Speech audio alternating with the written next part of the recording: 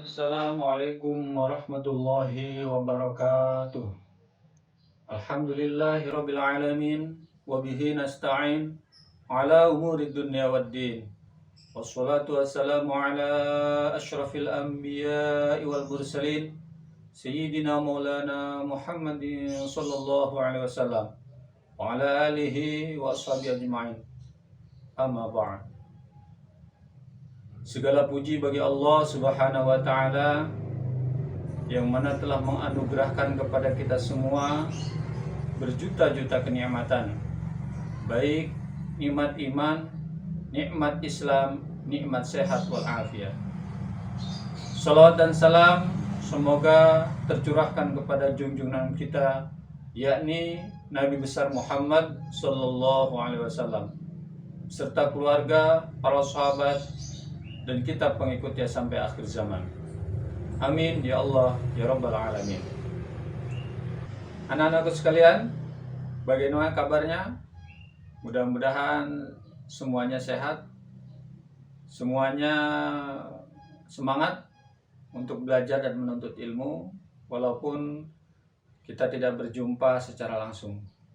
Tetapi karena perintah Allah dan Rasulnya kita wajib menuntut ilmu, maka wajib kita harus tetap belajar, walaupun di rumah kita masing-masing. Untuk hari ini, Bapak akan membawakan sebuah materi tentang rendah hati, hemat, dan sederhana yang menjadikan dan membuat hidup kita menjadi lebih mulia. Amin ya Allah ya Rabbal Alamin. Baiklah anak-anakku sekalian, kita awali pelajaran kita di hari ini dengan membaca suratul Fatihah. A'udzu billahi minasy syaithanir rajim. Bismillahirrahmanirrahim. Alhamdulillahi rabbil alamin. Ar-Rahmanir Rahim. Maliki yaumiddin. Iyyaka na'budu wa iyyaka nasta'in. Ihdinas siratal mustaqim. Siratal ladzina an'amta 'alaihim ghairil maghdubi 'alaihim waladdallin. Amin. Pada kelas 8 ini, materi pertama di semester 1 ini yaitu tadi tentang rendah hati, hemat, dan sederhana. Dalam kehidupan sehari-hari, sudah tentu kalian pernah bertemu dengan orang yang rendah hati. Entah di lingkungan tempat tinggal, atau di sekolah, atau di pengajian, ataupun di tempat-tempat yang lainnya. Biasanya, orang yang rendah hati bisa dirasakan dari cara dia berbicara, bersikap, ataupun pendiriannya. Bagaimana perasaan kalian ketika bertemu orang yang seperti itu? Tentu kita akan merasa nyaman dan juga akan merasa senang. Seperti yang telah dilakukan oleh Rasulullah SAW, beliau merupakan manusia yang memiliki segala kelebihan. Meskipun demikian, beliau senantiasa rendah hati, baik terhadap keluarga, para sahabat, bahkan kepada orang-orang yang memusuhinya. Rasulullah tetap akhlaknya yang terbaik. Beliau dikenal sebagai orang yang rendah hati dengan siapa saja. Rendah hati, hemat, dan sederhana merupakan akhlak mulia yang juga dianjurkan dan diajarkan oleh Rasulullah SAW. Hemat dan sederhana akan membuat kehidupan manusia menjadi lebih tenang dan tentram. Jika kita mau berhemat dan hidup sederhana, perasaan kita tidak akan mudah terpengaruh oleh hal-hal serta keinginan-keinginan yang tidak penting. Itulah sebabnya mengapa Rasulullah Shallallahu Alaihi Wasallam sangat mementingkan kedua sikap ini dalam kehidupan sehari-hari. Baiklah anak-anakku sekalian, kita akan mulai membaca ayat Al-Quran tentang rendah hati, hemat, dan sederhana. Oleh sebab itu kalian harus mempersiapkan Al-Qurannya terlebih dahulu, baru nanti kita akan bisa baca bersama-sama. Sebelum mengambil Al-Quran atau mempersiapkan Al-Quran, kalian mengambil air wudhu terlebih dahulu. Tapi bagi wanita yang sedang dalam keadaan haid, tidak usah berwudhu, cukup memperhatikan dan mendengarkan penjelasan dari Bapak. Oke, baik anak-anak, silakan kalian mengambil air wudhu terlebih dahulu agar pelajaran kita menambah keberkahan dari Allah Subhanahu wa Ta'ala.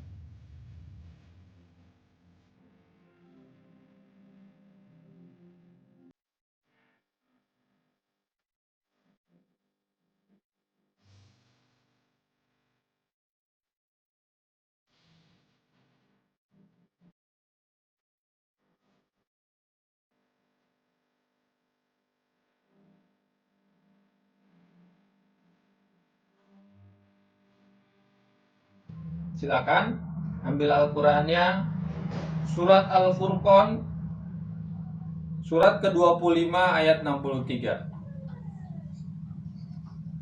Silakan dibuka surat Al-Furqan ayat 63.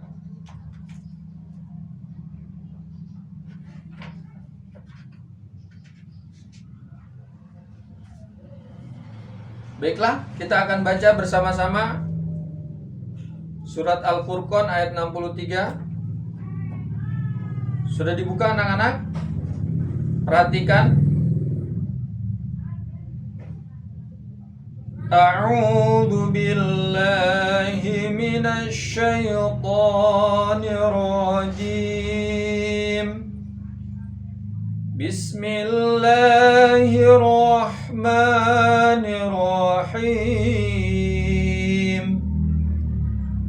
Wa ibadur rahmanil ladzina yamshuna 'alal ardi hawnan wa idza khatabahumul jahilun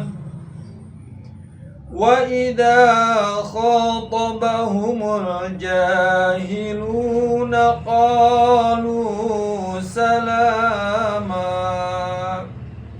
Itu surat Al-Furqan, surat ke-25 ayat 63. Bacaan ayat Al-Quran yang tadi Bapak bacakan nanti harus kalian baca berulang-ulang kali agar bacaannya sudah betul dan benar.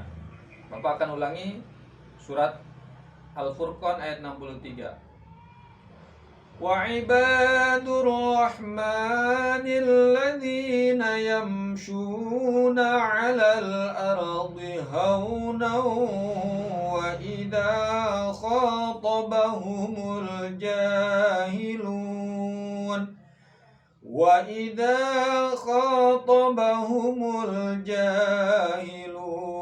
qalu salama. Adapun hamba-hamba Tuhan yang Maha Pengasih itu adalah orang-orang yang berjalan di bumi dengan rendah hati. Dan apabila orang-orang bodoh menyapa mereka dengan kata-kata yang menghina, mereka mengucapkan salam. Selanjutnya surat yang kedua, kalian buka surat Al-Isra, surat ke-17 ayat 27. Silakan dibuka surat Al-Isra, surat ke-17 ayat 27. Kalau sudah, Bapak akan bacakan surat tersebut, nanti kalian ikuti bersama-sama. Bismillahirrahmanirrahim. Innal mubadzirina kanu ikhwana syayatin wa kana syaitanu lirabbihi kafura. Surat Al-Isra ayat 27. Perhatikan kembali, akan Bapak ulangi bacaan surat Al-Isra ayat 27. Innal mubadzirina kanu ikhwana syayatin wa kana syaitanu lirabbihi kafura. Sesungguhnya orang-orang yang pemboros itu adalah saudaranya setan, dan setan itu sangatlah ingkar kepada Tuhannya.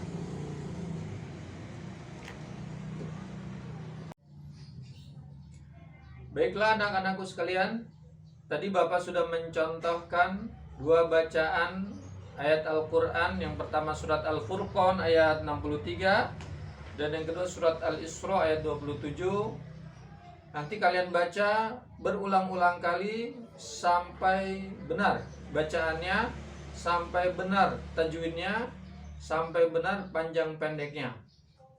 Sebelum Bapak membahas tentang pemahaman isi kandungan di surat Al-Furqan ayat 63 dan surat Al-Isra ayat 27, Bapak akan membahas tentang ilmu tajwid yang terkandung atau yang ada di dalam surat Al-Furqan ayat 63 dan surat Al-Isra ayat 27. Baiklah anak-anak sekalian, pembahasan kali ini yaitu tentang hukum-hukum mad. Hukum mad sebetulnya ada banyak, tapi di sini Bapak akan menjelaskan beberapa hukum-hukum mad saja. Yang pertama mad asli atau mad tabi'i. Yang kedua mad wajib muttasil. Yang ketiga mad jaiz munfasil. Yang keempat mad adid li sukun. Dan yang kelima mad iwad. Untuk mengawali hukum mad yang pertama, kita akan mengupas tentang hukum bacaan mad asli atau mad tabi'i. Silakan kalian buka kembali surat Al-Furqan ayat 63. Coba kalian cari ada berapa hukum bacaan mad tabi'i yang terdapat di dalam surat Al-Furqan ayat 63. Bagaimana anak-anak? Sudah ditemukan ada berapa hukum bacaan mad tabi'i di dalam surat Al-Furqan ayat 63?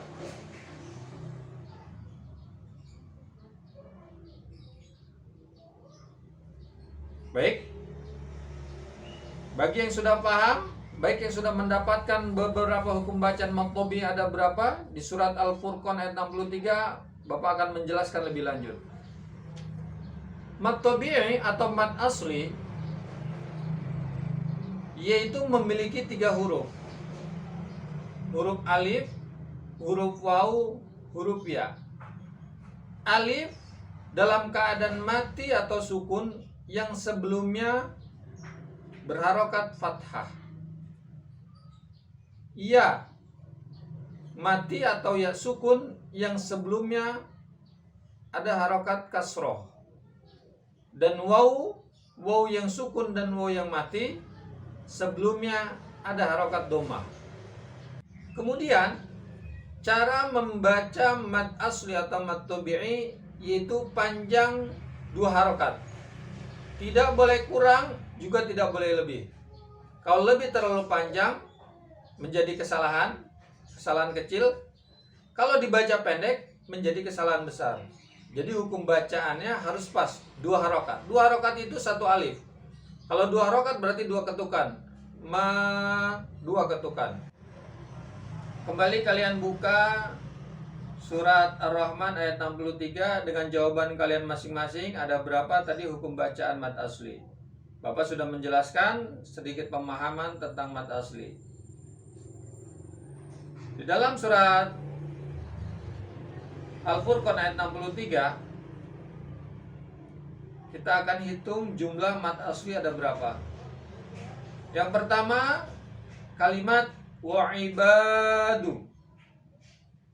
Ibadu. Nah, di situ ada huruf alif, sebelumnya ada harokat fathah di atas huruf ba, maka itu dinamakan mad asli atau mad tabi'i. Itu yang pertama satu. Yang kedua ada di dalam lafaz Ar-Rahmani. Ma fathah berdiri pengganti daripada huruf alif, itu juga namanya mad tabi'i. Ada dua. Yang ketiga alladzina. Alladzina, ya yang mati sebelumnya ada harokat kasroh, itu juga mad tabi'i. Itu yang ketiga, alladzina. Yang keempat yamshuna. Ada huruf waw sukun, kemudian sebelumnya ada harokat dhamma, maka juga namanya mad tabi'i. Yang kelima kalimat wa idza. Di situ ada huruf alif mati, sebelumnya ada harokat fathah, maka dibacanya juga mad tabi'i. Yang keenam khatabahum. Di situ ada huruf alif juga sebelum berharokat fathah, maka namanya mad tabi'i. Yang ketujuh al-jahiluna. Bahkan dan yang kedelapan. Yang ketujuhnya ja. Yang kedelapannya luna. Jadi situ dalam satu kalimat, dalam satu kata ada dua mad tabi'i.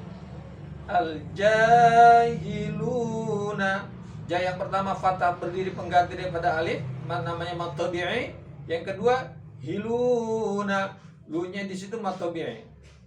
Sudah 8. Yang ke-9 qalu. Dan yang ke-10 bahkan qa yang pertama alif mati sebelum berharokat fathah, namanya mad tabi'i. Yang ke-10-nya lu, waw mati sebelumnya berharokat dhamma. Dan yang ke-11 atau yang terakhir di dalam surat Al-Furqan ayat 63 ini, yaitu kalimat salama. Fathah berdiri pengganti daripada huruf alif, juga namanya mad tabi'i. Jadi ada berapa jumlah mad tabi'i di dalam surat Al-Furqan ayat 63? Ada 11. Tadi sudah kita lihat di dalam surat Al-Furqan ayat 63, kita menemukan ada 11 hukum bacaan mad tabi'i. Kemudian tugas kalian yang sekarang adalah silakan kalian cari hukum mad tabi'i yang terdapat di dalam surat Al-Isra ayat 27. Innal mubadzirina kanu ikhwana syayatin wa kana syaitanu lirabbihi kafura. Silakan Bapak kasih waktu, Bapak kasih kesempatan untuk kalian menghitung ada berapa jumlah mad tabi'i yang ada di dalam surat Al-Isra ayat 27. Ada berapa? Ada 5 kah? Atau ada 6 kah? Atau lebih atau kurang? Silakan kalian hitung dulu, perhatikan baik-baik ayatnya agar kalian membaca surat Al-Isra juga ayat-ayat yang lainnya dengan ilmu tajwid yang baik dan benar. Innal mubadzirina kanu ikhwana syayatin wa kana syaitanu lirabbihi kafura.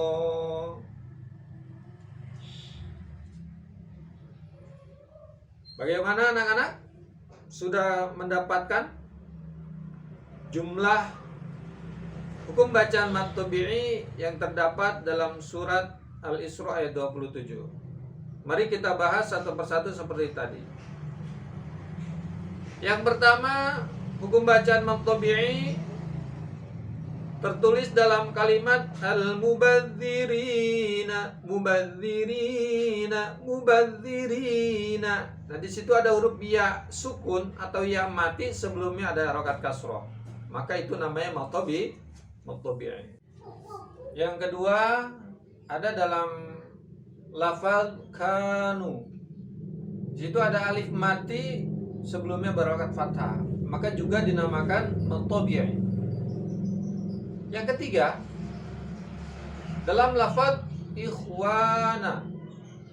Ikhwana di situ sama, ada huruf alif, alifnya mati sebelum berharokat fathah, maka juga dinamakan mad tabi'i. Yang keempat, lafaz asyayatin. Di atas huruf ya ada fathah berdiri pengganti daripada alif, juga dinamakan mad tabi'i. Kalau kita berhenti di kalimat syayatin, maka tin tersebut kedudukan mad tabi'inya berubah menjadi mad arid disukun. Sekarang yang kelima, terdapat dalam lafaz wakana. Kana, di situ ada alif mati sebelum harokat fathah, juga dinamakan mad tabi'i. Kemudian yang keenam, terdapat dalam lafaz asyaitanu. Di atas huruf to ada fathah berdiri, juga dinamakan mad tabi'i.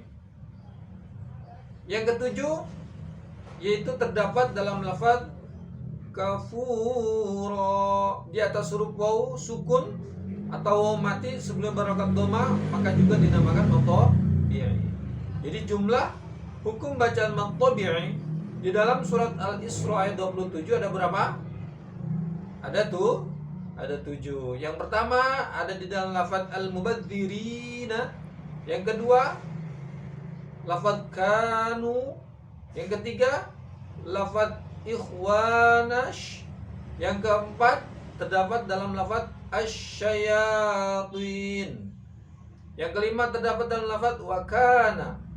Yang keenam asyaitanu. Yang ketujuh kafuro. Nah, itu semua hukum-hukum bacaan mad tabi'i. Mudah-mudahan kalian bisa menunjukkan yang mana bacaan mad tabi'i yang dibacanya harus panjang, yaitu 2 harokat.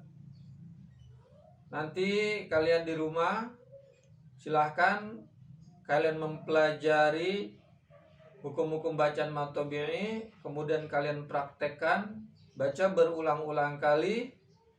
Kalau perlu dengan guru ngaji kalian ataupun dengan orang tua kalian, kalian membaca surat yang Bapak minta. Yang tadi yang pertama surat Al-Furqan ayat 63, yang kedua surat Al-Isra ayat 27. Tugas kalian yang sekarang adalah kalian baca dengan baik dan benar. Kemudian untuk minggu depan Bapak akan cek bacaan kalian satu persatu, atau sekaligus kita akan video call bersama-sama. Nanti Bapak nilai kalian udah pandai belum dalam membaca Al-Quran, kalian sudah lancar belum dalam cara membaca Al-Quran, atau masih kesulitan dalam membaca Al-Quran. Nah, ini penting untuk kalian pelajari di rumah kalian masing-masing. Cukup sekian untuk pertemuan kita kali ini. Insya Allah kita lanjut di pertemuan kita berikutnya. Mudah-mudahan dalam keadaan sehat walafiat. Assalamualaikum warahmatullahi wabarakatuh.